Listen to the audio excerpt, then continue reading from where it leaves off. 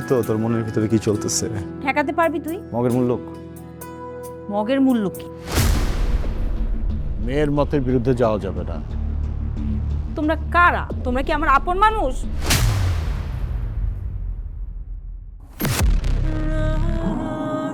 যেমনি হোক বিয়েটা দিতেই হবে। মানুষের পছন্দ অপছন্দ বলে কি কিছু নাই? মামা আর কেউ না বুঝুক, তুমি তো বুঝবা না। কিন্তু সবকিছু মিলিয়ে তো পাবি না মা। আমি তোমার কাছে এটা আশা করিনি মামা।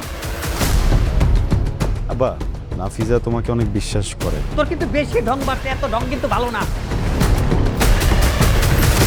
আমি ব্যাটার সাথে কেন ফোনে কথা বলবো বলো তো?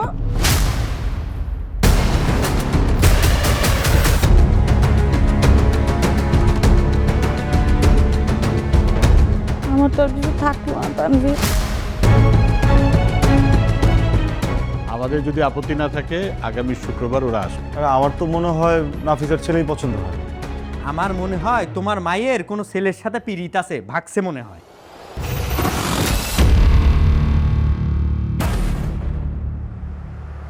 তুই কিন্তু এখন আমাকে প্রেমিকাদের মতো জ্বালাচ্ছিস। জ্বালাতন মনে করলে জ্বালাতন, আমার কিছু করার নাই। কারণ এইখানে এই শহরে তুই ছাড়া আমাকে বোঝার মতো কেউ নাই।